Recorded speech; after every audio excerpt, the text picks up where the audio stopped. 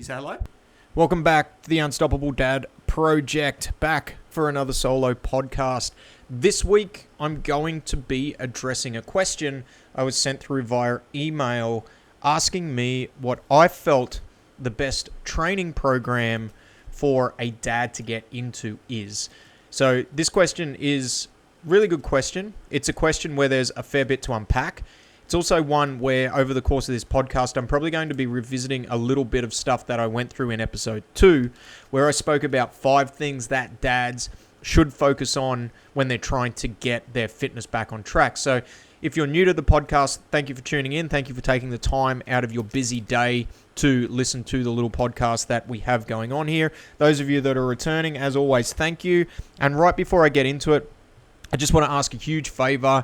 If you enjoy this, if you find some value in what we're doing here, please like, share, comment, share around with all your friends, anybody that you think could get value out of it as well. And on all the podcast platforms where you'll find this, Apple, Spotify, Google, and all those other good platforms, jump on, subscribe, like, and leave us a review, because without your help, without your recommendations, without you sharing this, we're not going to be able to grow. We want to grow this and try and get it out to as many people who need it or who are going to be able to get value or enjoy it as possible. So on to the question for this week. So the question came to me via email, and it is, what is the best training program for dads?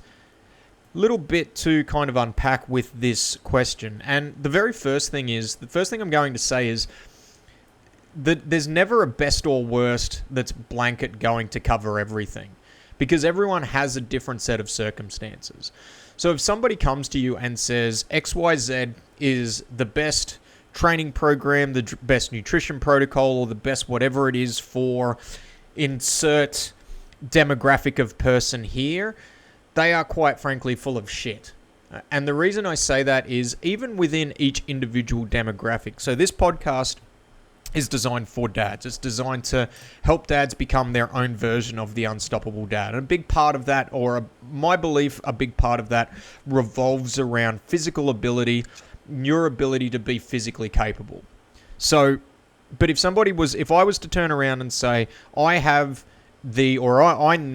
I deliver the best training program for all dads, and it's categorically the best, I'd be full of shit myself, because everyone has a different set of circumstances. Even within the demographic of fathers, or fathers from the age of 30 to 35, or new fathers, even within those smaller demographics, there's going to be a different set of circumstances, and you are going to be no different to everyone else.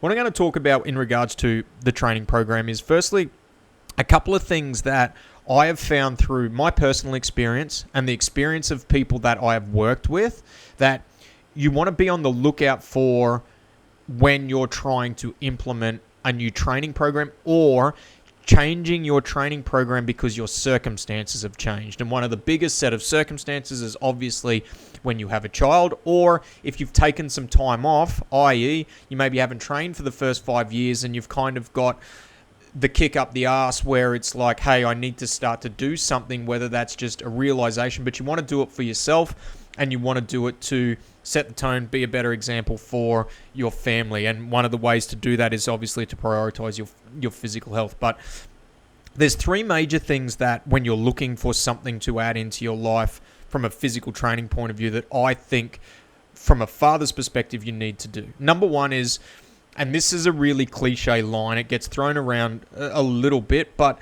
the best training program for you is going to be the one that you're going to stick to. Okay, it's the one that you are going to be able to show up to week in, week out and be consistent with. And it's not always going to be the one that you're always motivated to do. There are going to be times where you're not going to want to, if you've worked out that you're going to be an early morning training person, there's going to be times where the alarm's going to go off at 4:30, the kids haven't slept well, and you're not going to want to go. And it's going to be on your discipline and your consistency and your wants to be better to actually get up and go and do it, right?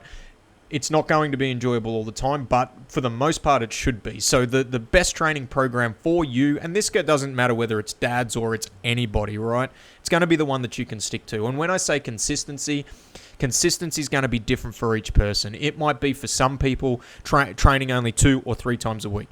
It might be for other people, it might be training 5 or 6 times a week. It's going to be so vastly different. It's going to be even more vastly different for people with families because their circumstances are going to be different depending on the support network they have around them. Like, do they have family in town?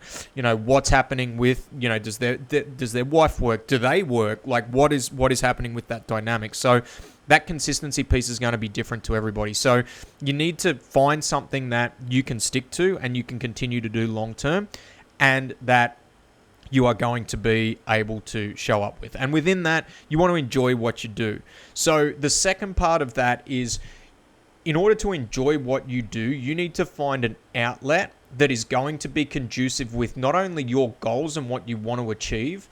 And when I say goals, what I'm talking about is I'm talking about the overarching goals, not necessarily individual specific goals. I'm talking about, I guess if I was to sum up a goal for myself, and it's sum up a goal of a lot of the dads that I have dealt with over the last decade, and really try and make it as concise as possible. One of the reasons why dads want to either get back on track or get back to doing something to help them physically is so that they are better equipped physically to not only provide and lead for their family, but also protect their family, and then in turn be able to set themselves as a good role model for their children in a physical, mental, emotional place. And a lot of the dads that I talk to, and I believe this as well, that a lot of the mental stems from how you feel about yourself physically. And that's not talking about body fat percentage or anything like that. That's just like, hey, I'm actually physically capable. I'm happy with what my body can do.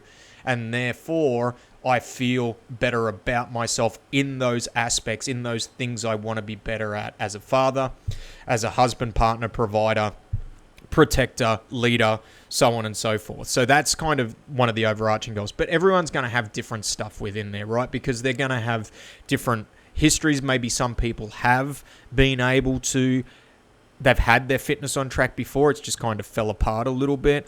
Other people may have never actually prioritized time to try and get fitter or stronger or healthier, and having a kid has changed the dynamic of the way they look at themselves and what they actually want out of their bodies. So you need to find somewhere that's going to be conducive with that goal and be able to help you stay consistent and build long term. And not only that, find somewhere that is, and find a program that is conducive with your values. So the goals that we spoke about, those overarching goals, you could describe them as goals, but they're also values, and there's going to be value systems which you have that are internally inbuilt, like through your upbringing, through what you want for your family, so on and so forth. So whatever program you're doing when it comes to your strength, fitness, health, it needs to be conducive with not only the goals that you want to achieve, but your overarching values. And one of the things, and point number 3, that I think is a really important part that as men, I think we leave out and we don't do because we feel like we can do everything ourselves, is within that, having a community to help you stay on track. And that doesn't have to be like a physical community. The way the world is set up now, that can be a virtual community. It can be an already inbuilt network of friends that you've got. Maybe there's two or three of you that kind of want to get everything back on track, so you use each other as a source of inspiration and motivation to keep yourself on track, each other on track long term. But I think what happens all too often is, and a lot of the dads that I speak to, what they're doing is they're trying to go it alone. And when they come to somewhere like a gym, or they go to somewhere like, let's say, a martial arts school like jiu-jitsu, I'm a big component of jiu-jitsu, especially for dads. I think from a fitness point of view, it ticks a lot of boxes. But they try and go it alone, and in the process of doing it and joining those things, they find a community of people and they're able to stay more accountable. But sometimes actually having that from the get-go, whether it be a friend or going out looking for a community rather than just trying to go it alone, is actually one way where you can really start to find a program that's going to allow you to be consistent and make you want to go and do the training and do the things that you need to do in order to fulfill the goals that align with your values, okay? And that's where I think they're the three major things that when you're trying to look for a program that you want to really look into. Number one is find something you're going to enjoy. And you may not, as I think I mentioned this in episode 2, you may have to try a couple of things to kind of work that out, like actually committing to trying a few things and not just like a session or two here and there.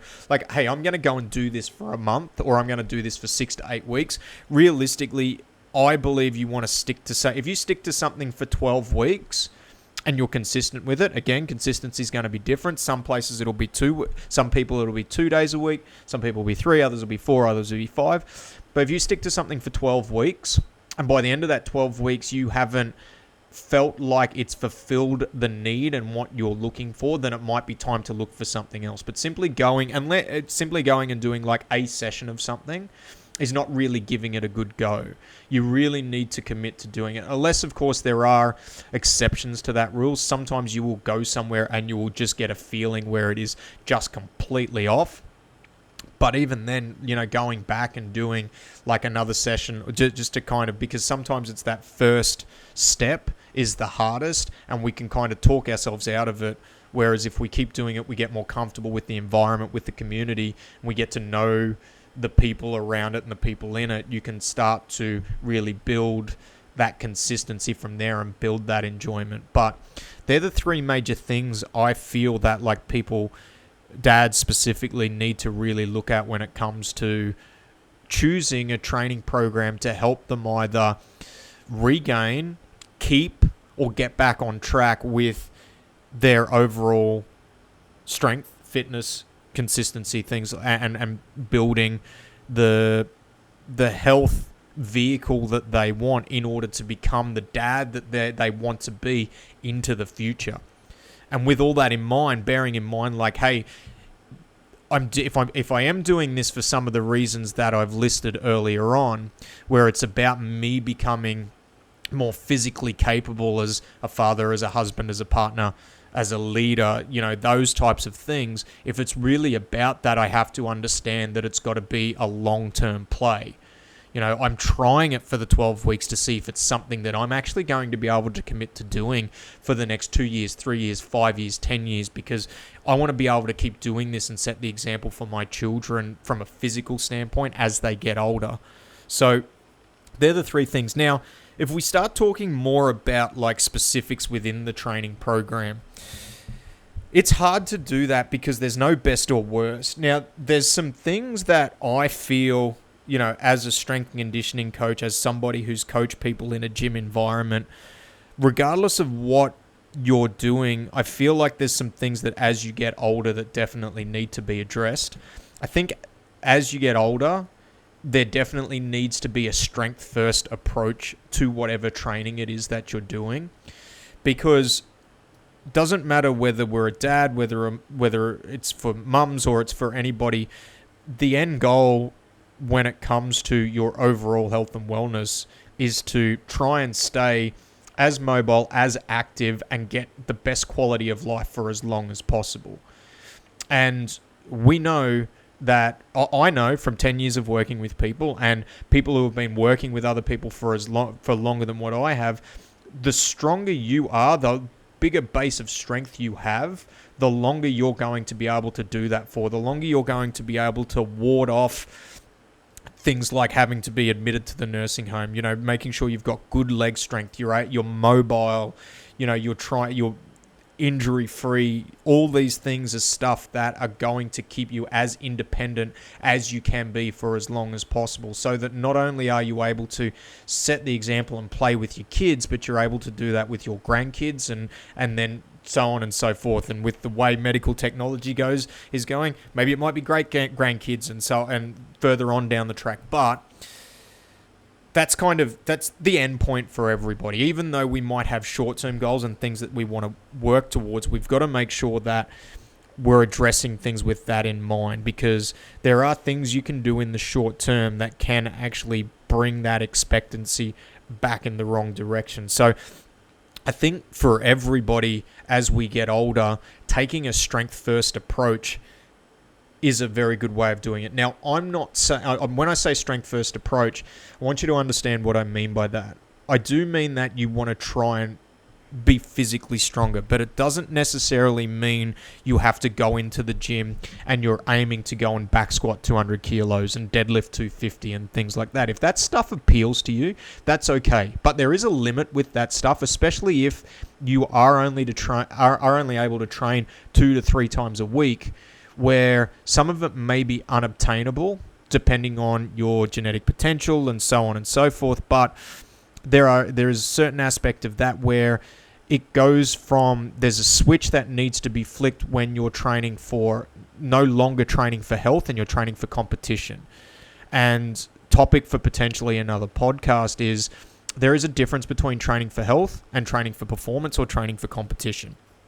Now, you can train for competition and train for a particular output in a healthier way, but when you're going to compete in something or you're trying to get the best performance out, at some point you're going to tip the scale in the direction where the volume of training, the intensity of training may not, it's beneficial for the short term, but not beneficial for the long term. So when I say strength first, it is about you being stronger as an entity, you being stronger within your body. And it is still, like, from a training protocol point of view, what we do with the people that we train, yes, we do things like back squats, we do lunges, we do step-ups, we do deadlifts. What we do from a training protocol is we're looking at push-pull throughout all planes of motion, upper and lower body. And we're trying to cover that off over a cycle, whether that cycle be a week, whether that cycle be a month, 6 weeks, 12 weeks, whatever the case might be. And that difference in cycle is really going to be the difference in your circumstances. Like if you're only training twice a week, that cycle length that we're trying to hit all those areas is going to be longer. It might be 8 weeks. Whereas if you're training 5-6 times a week, which depending on the program, depending on your lifestyle, may not actually be conducive, but the cycle might only be 2 weeks or 3 weeks. But strength first, building that strength base is going to be the best way to do that. Now, from there, layering in things like conditioning, cardio workouts, stuff like that, depending on what your goals are going to may help you for what your short-term goals are. But that's going to be individual. Like some people, let's say, for example, particular scenario, you're able to train 3 times a week. You've got 3 hours a week because you have a busy life outside of that. You might be able to fit the odd walk in here and there, but you have 3 hours a week that you are able to train. It's probably not going to hurt to have the approach of particularly doing 1 or 2 strength days, and then the third day you would make it an anaerobic day, or you would make it an aerobic day where you're kind of working on that conditioning. So that's option 1. Let's say, for example, you're doing some form of activity. You might be playing touch football, you might be doing jiu-jitsu, like that might be the primary thing, and you're trying to do some strength work, because even when you're doing those activities, you can add in some strength work where you might only be doing 1 or 2 days in the gym in conjunction with the other stuff you're doing. So let's say you've got 5 hours a week that you're training, you're doing say 3 hours of their activity, and then you've got another 2 hours. Then if that activity is more conditioning based, then your training would look something like just 2 days of strength, where you might do a lower day and you might do an upper day. Okay, and that's the best training program for you, is going to be the one that fits in with what you want to do and that you are going to be able to do long term. So that's, I haven't really gone into specifics here because it's very hard without context, right? If you've got, first thing you need to do is you need to work out how much time you've got, and not the whole time is something that everyone has time to do something, okay, that is going to contribute to their health and well-being. That doesn't mean that it is that group fitness class down the road, because the timetable might not actually work with your life, and that's okay. It might not mean that it is that online program that requires you to do 5 days a week. It might just be as simple as doing 2 days a week in the gym and finding a program that's conducive with that. It might be that you have 5 days a week and that sounds appealing and that sounds like something you're going to enjoy. It's going to be different. You need to work out the time and really sit down and analyze where you have the time. Talk to your wife, talk to your partner. Like, if that's the problem, then open those lines of communication and be like, hey, this is what I want to do and this is can we make that work? So working out that time factor is one of the biggest thing when it comes to training programs. What I see a lot of is people kind of jump into the training program and not really work out, hey, is this going to work in with my life? And then it all gets too hard.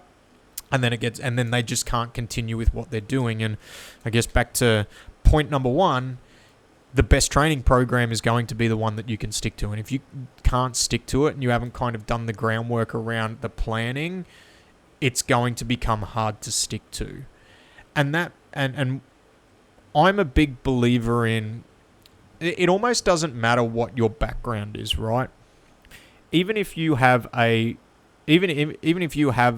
strength and conditioning background, or you are a coach, or whatever the case might be, I truly believe when we are in a stage of our life where we need to switch some stuff up, looking for somebody to help us look at our life objectively and what we do actually have time for is the best thing you can do. I'm kind of looping back to the podcast I did where I spoke about like how the darkest time I had as a dad. And the number one thing I tried to emphasize in that podcast is like, just talk to somebody. Like, doesn't matter who it is, talk to somebody. It's the same for this stuff, right? I think when people are looking to get back on track for dads, it's almost the same thing as mental health. It's the toughen up attitude. We need to hey, I'm a man, I can get through this. But the problem is you may not be equipped, or you're not looking at it from an objective standpoint as to how these things are going to work. Okay, do I really have time to do this? Okay, because if you feel like you're kind of getting snowed under with everything else in life, and then you try and add an extra stressor in, that snowed under feeling is just going to get worse without looking at and potentially getting some help around, hey, like this is what I've actually got going on. These are the times I've got free where I'm, maybe now I'm not utilizing my time the best. So maybe I'm watching a little bit too much Netflix or, playing a little bit too much PlayStation or whatever. I do actually have time to get this done. And coming back to, all right, I can add this in instead because this is more important. This is more of a priority to me than these other things. So that planning point is such a big thing when you're trying to add training in, and it's such a commonly missed point. And I do think, as we spoke about earlier on in this podcast, that the whole community piece is such an important part, especially for dads as well too. If it's for nothing else, it's for that accountability piece. It's to get you and get a support network to make sure that you're driving towards your goals. And that's super important. And not only that, by doing that, then you've got a support network if something else goes on. Like if you go and, I'm going to use jiu-jitsu as a massive example because it's been such a big part of my life for the last 4.5 years, and actually got me focused with a lot of my other training that I do. And if anybody's interested, I'm more than happy to do a podcast on how I structure my training, encompassing both jiu-jitsu and strength work. I still take that strength first approach because as I get older, I'm 38 now, I'm starting to get to 40. If I want to continue to do jiu-jitsu into my 40s and into my 50s and, even hopefully into my 60s, I need to make sure that I'm doing the right things from a strength point of view. So back to one of my points I made, I think everybody needs to be taking a strength first approach. The younger you are, the less you probably have to worry about that, but it will make things easier as you get older. So for me, the biggest thing that I found, even though I've got a community in the gym that I own, having another community that I was going to kind of help me and push me to be a little bit better and to hold me accountable, that really helped me. That helped me not only from a physical standpoint, but it helped me from a mental standpoint. Jiu-jitsu for me has definitely been something that has helped me probably more mentally than it has physically, because I've got the tools to do the physical transformation stuff within my business, and I've got the tools to do that without jiu-jitsu. But from a mental standpoint, having somewhere, for me, it's my meditation. I can go there, I can mentally switch off, which Training in the gym for a lot of people can be that as well. Plus, I'm constantly learning something new. So having a lot of variety in what I'm doing helps me stay focused, stay engaged. And that's me knowing myself and knowing my values and knowing what I want to train for. And not only that, investing in this long term. Like I walked in the doors when I started that. It will be now, 4.5 years ago pretty much, where I knew I was going there and this was going to be a long undertaking. Like I wasn't just going to do it for a week to see how I was going to go. I was committed to doing it for a good 6 months, good 12 months. And like by the end of that, if I really still didn't enjoy it, I wasn't going to, like that would have been it. But I did. I fell in love with it and it's been a big part of my life and I prioritized the time to do it. And that kind of ticked all the boxes of the things that we did. That I did. I firstly found somewhere that fit in with my schedule, where I found I had the time to actually go and do it. I secondly was able to something that aligned with my overarching goals that I wanted to do. You know, being able to be a more capable husband and father and protector for my family. And then thirdly, I've managed to find places where there's a great community that aligns with my values as a person, where I enjoy going and hanging out with the people that I train with, and I enjoy the going and doing that activity with them. So that for me ticked all the boxes and it's really helped me. Whatever you find in your thing may be different.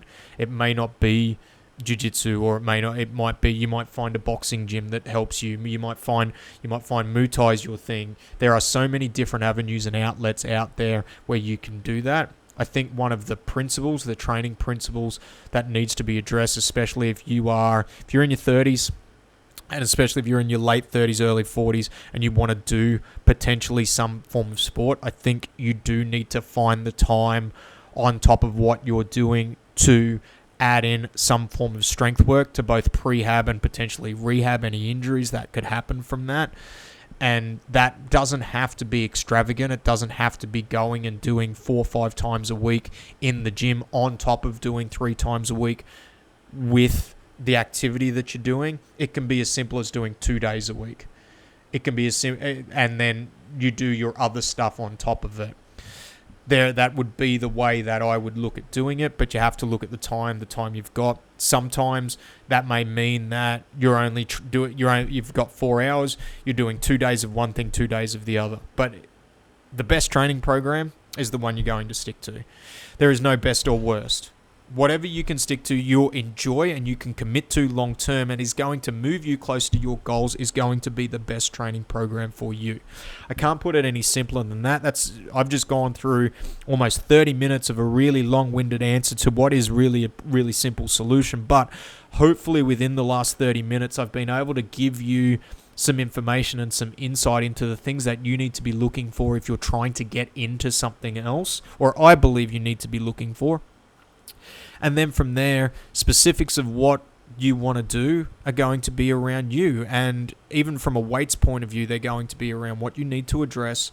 They're going to be the time that you've got, making the most bang for your buck for the time that you've got. Now, there are plenty of good training programs out there. We are about to release one. Our training program is kind of designed for time-poor dads. So there's going to be 2 types of people that are probably going to be attracted to the Unstoppable Dad Project program. It's going to be people who are time-poor, who want to maximize the amount of time they've got in the gym, or people who are in the camp like myself, where you are doing some other form of activity. So even though you're not necessarily time poor from your training point of view, you're time poor with the time that you are going to be able to invest into a training program. And the training program itself will be a flexible training program.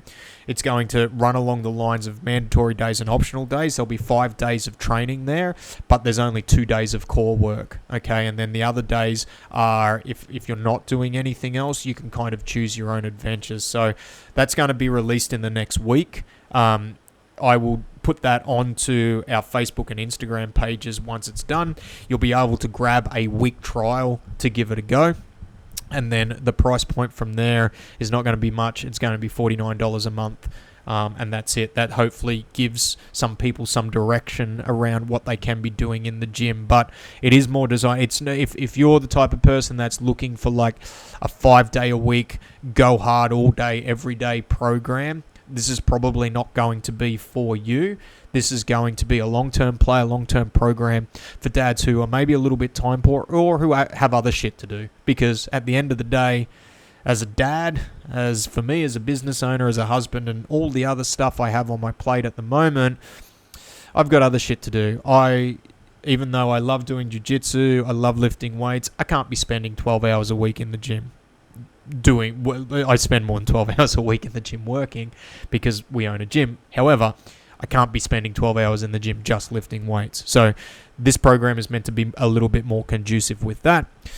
Strength-based, as I said, which is one of my philosophies that I believe as we get older we do need to focus on. But when you are looking for the best training program for you, the best training program for you as a dad, you need to find one that you're going to stick to, that you enjoy. Maybe you won't enjoy it every single day, but you need to find one that, even though you may not enjoy it, it's going to motivate you to be disciplined on the days that you don't want to go. Number one. Number two, you need to find a training program that is conducive with your overarching goals and values. Number three, I believe you need to have a community of people that satisfy number two, and are also there to motivate you, support you, and hold you accountable as you go through. The thing with training is there's no magic bullet, there's no magic formula. It takes a long time to get consistent and to be consistent and to be happy with where you're at. But if you commit the time to it, you aim to stay consistent, you play the long game, you will see the results. That is it for this week. Gone a little bit longer than what I wanted to. Apologise if you've gotten to the end of it and you thought I've ranted. I probably have a fair bit, but hopefully that gives you some idea on what you should be looking for in a training program and some of the philosophies on things that I think as you get older you need to look at. You need to look at strength. You need to look at something that is going to be right for you, your values. Have that community around you to keep you motivated. Go hard. Have fun. Thanks for listening. We'll see you next week. Bye. Bye. Not right up on the